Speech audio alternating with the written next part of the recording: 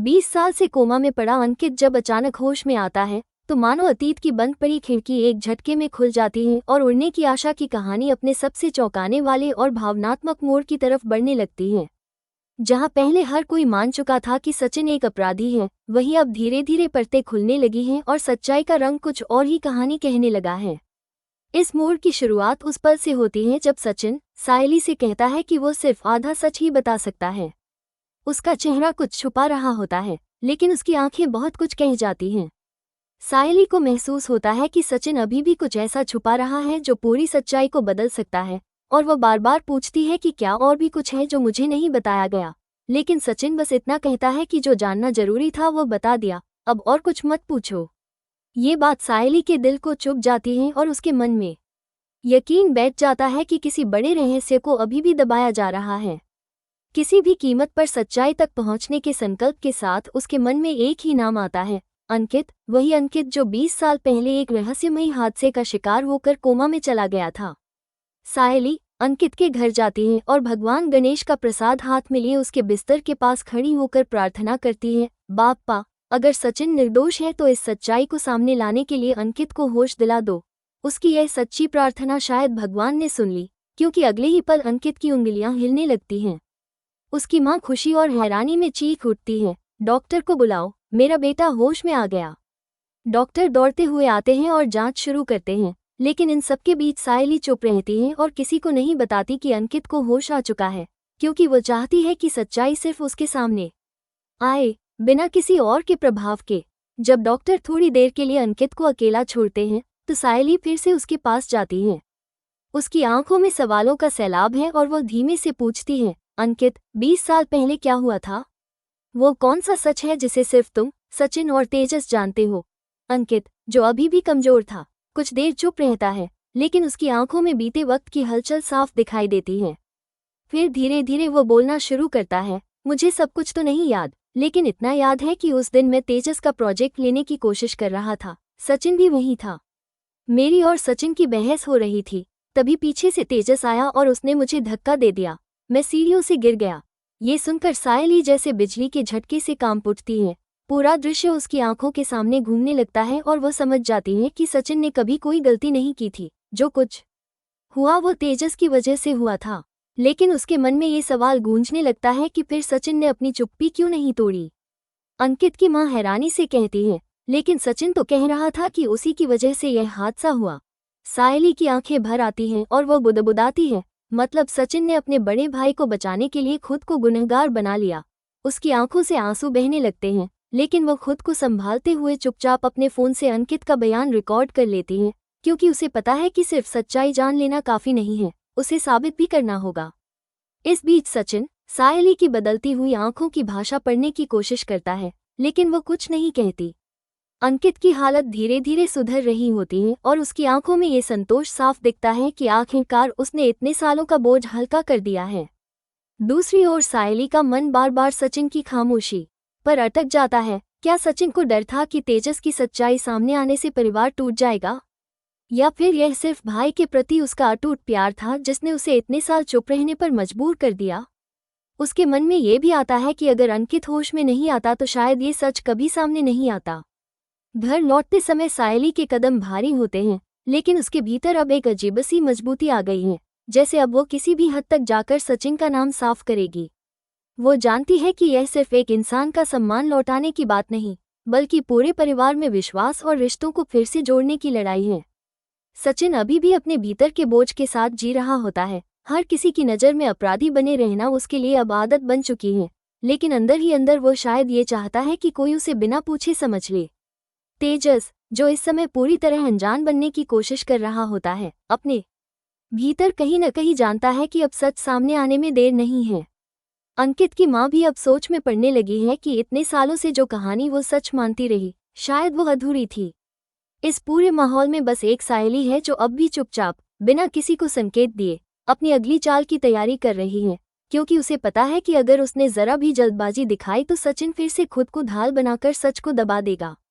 परिवार के बाकी सदस्य अभी इस आने वाले तूफान से बेखबर हैं, लेकिन सायली को पता है कि एक बार जब ये सच सबके सामने आएगा तो न सिर्फ रिश्तों की दिशा बदलेगी, बल्कि हर किसी का नजरिया भी हमेशा के लिए बदल जाएगा। वहीं दूसरी ओर कहानी में एक और भूचाल दस्तक दे रहा था, आकाश और रिया के जीवन में। सायली द्वारा अंकित की रिकॉर्डिंग सामने लाने के बाद पूरे घर में जैसे सन्नाटा छा गया था।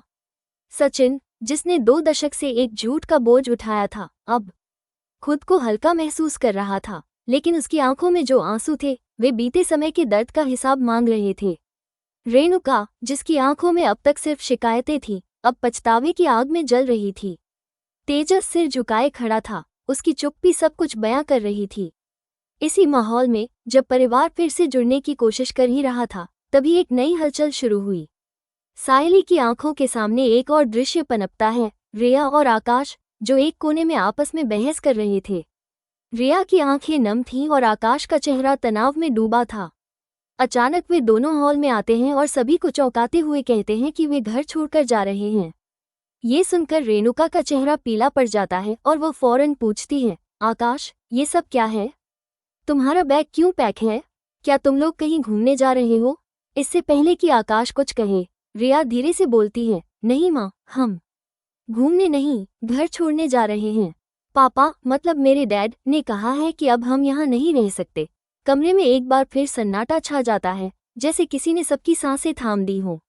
रेणुका को जैसे किसी ने झकझोर दिया हो, उसकी सांसें तेज हो जाती हैं और लगभग रोते हुए पूछती है, तुम हमें छोड़कर जा रहे हो? रिया, तुम्हें हमारी जरा भी परवाह नहीं? सायली भी आगे बढ़कर कहती है, तुम ऐसा कैसे कर सकती हो? हम सब एक परिवार हैं, अब ये भी तो सब कुछ ठीक होने लगा है और अब तुम ये। रिया की आंखें भर आई थी, लेकिन उसके लहजे में मजबूरी साफ झलक रही थी। उसने कहा, माफ करना सायली, माफ करना माँ, लेकिन डैड ने साफ कहा है कि अब हम इस घर में नहीं रह सकते। उन्होंने आकाश को साफ कह दिया कि वे नहीं चाहते कि हम सचिन जी के साथ एक ही छत के नीचे रहें। उन्होंने ये भी कहा कि अगर हमें उनकी तरफ से कोई भी मदद चाहिए तो हमें अभी इसी वक्त घर छोड़ना होगा। वे हमारे लिए एक नया घर अरेंज कर चुके हैं और हमें वहीं शिफ्ट होना है। आकाश चुप था, उसके चेहरे पर अपमान का गहरा असर था। वो अपने ही अंदर एक लड़ाई लड़ रहा था। रेणुका उसकी ओर बढ़कर कहती है, आकाश, क्या तुम इतने कमजोर हो गए कि रिया के पापा की बातों के आगे झुक गए? क्या तुम्हें हमारा साथ जरा भी नहीं चाहिए? आकाश की आंखों में गहरा दुख था। उसने कहा, माँ, मैं किसी से भाग नहीं रहा, लेकिन मुझे भी तो अपनी पत्नी और उसके परिवार की बात माननी है। मुझे भी उनकी भावनाओं का सम्मान करना है।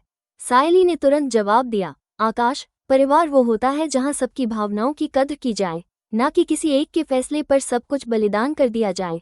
लेकिन अब तक रिया का सब्र टूट चुका था। उसने फटकार भरे लहजे में कहा, सायली, तुम नहीं समझोगी। मेरे डैड ने हमेशा मेरी जिंदगी को कंट्रोल किया है और आज जब उन्होंने यह फैसला सुनाया तो हमारे पास कोई विकल्प नहीं बचा। अगर हम नहीं माने तो वे हमारी सारी मदद बंद कर देंगे। आकाश की नौकरी अभी स्थिर नहीं है, हम कहाँ जाएंगे? रेणुका ने धीमे स्वर में कहा, तो मदद के लिए तुम एक पूरा परिवार छोड़ दोगे? वह भी तब जब ये परिवार अभी टूटकर फिर से जुड़ने की कोशिश कर रहा है। रिया उलझन में थी, उसका दिल और दिमाग दोनों एक दूसरे से लड़ रहे थे। आकाश की आंखों में भी एक हल्की सी उम्मीद थी कि शायद कोई रास्ता निकले। तभी अंकित, जो अब भी रिकवरी के दौर से गुजर रहा था, धीमे कदमों से कमरे में आता है। उसका चेहरा थका हुआ था, लेकिन उसकी आंखों में अनुभव और शांति झलक रही थी। उसने कहा, रिया, आकाश, मैंने 20 साल बिस्तर पर पड़े पड़े यही सोचा कि अगर जिंदगी दोबारा मिले तो कैसे जीऊंगा, और अब जब मिली है तो इतना ही कहूंगा, जो लोग आपको टूटने से बचाते हैं उन्हें किसी भी हाल में छोड़ना नहीं चाहिए, वरना जब आप गिरेंगे तो आपको पकड़ने वाला कोई नहीं होगा। ये बात जैसे रिया के दिल को छू गई, उसकी आंखों से आंसू बहने लगे। वो आकाश की ओर देखती है, जो अब खुद को असहाय महसूस कर रहा था। रिया धीमे स्वर में कहती है, मैं नहीं जानती कि सही क्या है, लेकिन इतना जानती हूँ कि यह घर सिर्फ ईंटों से नहीं बना है। यहाँ प्यार है, रिश्ते हैं, वो समय है जिसने हमें एक कर दिया है। आकाश ठंडी सांस लेते हुए बोलता है, शायद हमें कुछ वक्त लेना चाहिए, फैसला इतना आसान नहीं है, लेकिन हम जल्दबाजी में कुछ भी नहीं करेंगे। ये सुनकर रेणुका की आंखों में उम्मीद लौट आती है और सायली भी मुस्कुरा देती है। परिवार एक बार फिर एक धागे से बंधता नजर आता है, कमजोर लेकिन जुड़ा हुआ। कहानी अब और भी गहराई में उतर चुकी थी। एक तरफ सचिन को उसका सम्मान मिला, तो दूसरी तरफ रिया और आकाश का रिश्ता अब एक कठिन इम्तिहान पर था। रिया के पिता का दखल उनकी निजी जिंदगी में दरार डाल रहा था, लेकिन क्या उनका प्यार और ये परिवार उस दरार को भर पाएगा? उड़ने की आशा अब एक ऐसी उड़ान पर निकल पड़ी थी जहां हर किरदार अपने फैसलों, अपनी चुप्पियों और अपने जज्बातों से जूझ रहा था। लेकिन एक बात तय थी, ये कहानी सिर्फ एक परिवार की नहीं, बल्कि हर उस घर की है जहां रिश्ते टकराते हैं, टूटते हैं, लेकिन प्यार उन्हें फिर से जोड़ देता है। दोस्तों, अगर आपको ये कहानी पसंद आई हो तो प्लीज़ इसे लाइक करें, अपने विचार कमेंट में शेयर करें और चैनल को सब्सक्राइब करना बिल्कुल न भूलें।